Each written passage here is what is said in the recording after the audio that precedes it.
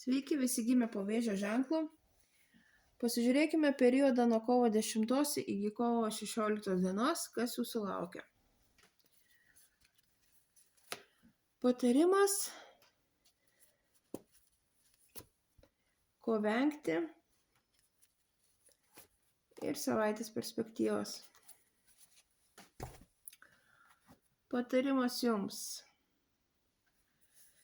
Džiaukitės gyvenimu, mėgaukitės juo, nebijokit svajot, nebijokit priimti jums teikiamų dovanų, įvertinimo, priimkit jį.